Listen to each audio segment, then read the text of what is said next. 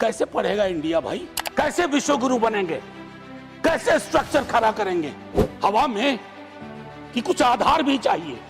हम सब का सर शर्म से झुक गया जब गलगोटिया वाली घटना हुई। लेकिन क्यों हुआ वो? इसलिए कि हमने पब्लिक फंडेड एजुकेशन की तिलांजलि कर दी। वक्त पहले बता देते हैं तो वक्त और भी बुरा लगने लगता है। आपको आपकी ज्यादा मिला है, पहले जी 3 मिलता है। माननीय उपसभापति महोदय, बजट के दौरान भी एक बात से चर्चा शुरू की थी। वित्त मंत्री साहब हैं, एक सवाल हम सब एक दूसरे से पूछें और सदन में सामूहिक रूप से पूछें कि बजट किसके लिए होता है। माननीय मंत्री महोदय, आपकी तवज्जो चाहूंगा। आप थोड़ा मेरी ओर देखेंगे तो मुझे अच्छा लगेगा। तो माननीय उपसभापति महोदय, एक सेकंड बेटा। माननीय उपसभापति महोदय, मेरा यह मानना है कि हम सबको ये सोचना चाहिए कि आखिर बजट किसके लिए होता है, उसकी प्राथमिकताओं में कौन है, एप्रोप्रिएशन के आधार क्या है, क्या वो आधार हमारे समावेशी विकास के चरित्र से मेल खाते हैं या नहीं। क्योंकि मुफलिसी हिस्से लताफत को मिटा देती है। मुफलिसी हिस्से लताफत मतलब मैं अच्छा हूं, मेरे अंदर का गुण मिटा देती है और भूख आदाब के सांचे में ढल नहीं सकती। तो शिकायत के लहजे में नहीं, कुछ सुझाव और कुछ उस दृष्टिकोण से अपनी बात रखूंगा। माननीय वाइस चेयरमैन साहब, चिंता का विषय है कि ministry of labour and employment, ministry of minorities affairs, ministry of tribal affairs, ministry of Panchayati Raj में एलोकेशन ऑलमोस्ट स्टैग्नेंट।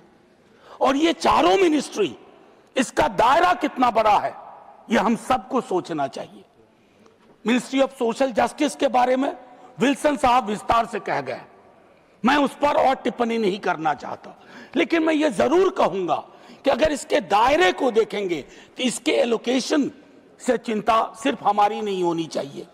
ये चिंता सामूहिक रूप से पूरे सदन की, एक एक व्यक्ति की होनी चाहिए। माननीय वाइस चेयरमैन साहब, पीएम किसान निधि 2019 में 6,000 रुपए थे। आज कौन सा बरस है? 2026। कितनी है निधि? 6,000 रुपए। क्या कोई फर्क नहीं पड़ा? क्या यह हमारी प्राथमिकताओं में नहीं होना चाहिए? सॉइल हेल्थ कार्ड, मैं चाहता हूं हर सांसद लोकसभा और राज्यसभा का सरकार को हकीकत बयान करे कि सॉइल हेल्थ कार्ड में करप्शन का क्या लेवल है। इनइफेक्टिव, लेकिन एक्सेप्टेंस नहीं है सर। डिनायल मोड में हम रहते हैं, डिप्लोमेसी में भी डिनायल मोड में रहते हैं। एक नैतिक विरासत जो भारतवर्ष की थी, हमने उसको छत विच्छत कर दिया। अरे कुछ नहीं, कम से कम 175 बच्चियां मारी गई थी, उसको तो कंडेम कर सकते थे। लेकिन उसके नतीजे में आज जो परेशानियां हम झेल रहे हैं वो हर व्यक्ति की परेशानी है, हर सरकार की परेशानी है, हर नागरिक की परेशानी है। माननीय उपसभापति महोदय, एजुकेशन के बारे में, चूंकि ये मेरा क्षेत्र भी है, मैं एक विश्वविद्यालय से आता हूं और मैं कहूं, सिर्फ आपसे शिकायत नहीं कर रहा हूं, एजुकेशन हमारे देश की प्राथमिकता में नहीं आ पा रहा। आजादी के बाद से कैसे विश्व गुरु बनेंगे, कैसे स्ट्रक्चर खड़ा करेंगे? हम सब का सर शर्म से झुक गया जब गलगोटिया वाली घटना हुई। मैं आपको ब्लेम नहीं करना चाहता, लेकिन क्यों हुआ वो? इसलिए कि हमने पब्लिक फंडेड एजुकेशन की तिलांजलि कर दी है, इतिश्री कर दिया है। मेरा प्राइवेट से विरोध नहीं है, लेकिन कोई तो पैरामीटर हो, गुणवत्ता जांच का कोई तो सिलसिला हो, कुछ तो हम तय करें। अन्यथा माननीय वाइस चेयरमैन साहब, बहुत परेशानी होगी। मैं नॉन नेट फेलोशिप, हम सब वाकिफ हैं, जब से शुरू हुआ आज तक उसमें कोई इंक्रीमेंट ही नहीं हुआ, बढ़ोतरी ही नहीं हुई। कैसे पढ़ेगा इंडिया भाई? हवा में कि कुछ आधार भी चाहिए।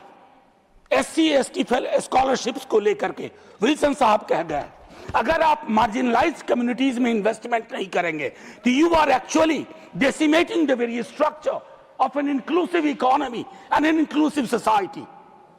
You cannot live up to the expectations of your preamble, because that does not follow mere rhetorical slogans or garlanding of Mahapurush on a given day. Sir, जल जीवन मिशन के बारे में विस्तार से शक्ति भाई भी बोले, मैं और कुछ नहीं कहूंगा। अभी इंदौर में सर कंटामिनेटेड पानी पीने से सैकड़ों मौतें हो गई।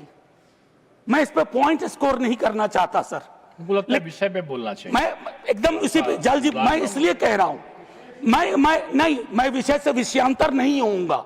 मैं सिर्फ ये कह रहा हूं सर, ये अलार्म बेल है, अलार्म बेल, और सिर्फ बीजेपी के लिए नहीं, हम सब के लिए अलार्म बेल है। कौन सी दुनिया दे रहे हैं अपने लोगों को, ये मैं समझता हूं। मैं बिहार के बारे में कहूं, पिछली दफा बिहार का जिक्र आया, चुनाव भी था वहां, तो हमारे दोस्त लोग भी नाराज हो गए कि बार बार बिहार आ रहा है, बार बार बिहार आ रहा। अरे साहब, बिहार नहीं आ रहा था, चुनाव की बाहर आ रही थी, कुछ भी नहीं था। आज भी बिहार पलायन का दंश झेल रहा है। रोजगार के मामले में हम सबसे निचले सूचकांक पे हैं। मैंने कल या परसों एक सप्लीमेंट्री क्वेश्चन में कहा था कि सर, बिहार के हिस्से में ट्रेन आती है, निवेश किसी 2-3 अन्य राज्यों को जाता है। सर, ये परिपाटी बदलनी चाहिए, बिहार में भी निवेश आए और देश के दूसरे हिस्सों से ट्रेन आए बिहार। हम ये चाहते हैं। ये कैसे होगा सर? इसके होने के लिए बिहार को देखने का आपको गैर राजनीतिक नजरिया विकसित करना पड़ेगा। माननीय उपसभापति महोदय, एक दो और छोटी टिप्पणी करूं। आय की असमानता मैंने बजट में भी कहा था, हम इसे खारिज कर रहे हैं। ये हमें ज्वालामुखी के ढेर पे ले जा रहा है। मैं सिर्फ थॉमस पिकेटी की बात नहीं कर रहा, जो वो कहते हैं कि 1% ने हमारी पूरी राष्ट्रीय आय का लगभग कब्जे में ले लिया। मैं कह रहा हूं, आप अपने आसपास देखिए, हम भी अपने आसपास देखें कि आखिर आय की असमानता क्या करती है। ये अवसरों की असमानता में बदल जाती है। गरीबी और आर्थिक असुरक्षा, ग्रामीण शहरी विभाजन वगैरह वगैरह, ये लोकतंत्र को भी माननीय उपसभापति महोदय प्रभावित करती है। एक आग्रह जो बजट में भी किया था, किसी को बुरा नहीं लगेगा, प्रोग्रेसिव टैक्सेशन के बारे में सोचा जाए थोड़ा। इस देश की जो ये असमानता का आर्किटेक्चर है ना माननीय सभापति महोदय, ये आर्किटेक्चर हमें लील जाएगा।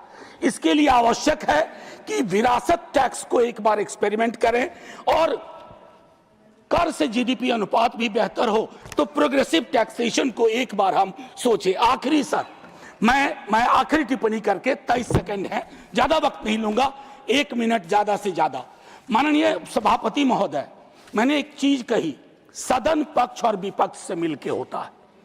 मैं कहता हूं पक्ष और विपक्ष बदलने वाली चीज है, आज ना बदले कल बदलेगा, लेकिन कुछ सरोकार साझा होने चाहिए और उनमें से उन सरोकारों को मैंने उसी दृष्टिकोण से आपके समक्ष रखा। अगर आज एलपीजी का संकट है तो उसको एंटिसिपेट करते हुए अप्रोप्रिएशन में उसका भी ध्यान रखना था। और जो बात मैंने कही कि हिंदुस्तान की डिप्लोमेसी की एक नैतिक विरासत है, हम उसको ना खोएं। गिग और प्लेटफॉर्म वर्कर्स इकोनॉमी का एक बड़ा हिस्सा, उनकी सोशल सिक्योरिटी को लेकर के एक ब्रॉड एंड आखिरी 30 सेकेंड सर, समझ होनी चाहिए। और कभी कभी सरकार ये फैसले करती है ना, अपनी भी नीतियों को पलट देती है। 2019 और 2025 में माननीय सर्वोच्च न्यायालय का ऑब्जर्वेशन था कि सीएपीएफ की इनजस्टिस हो रही है।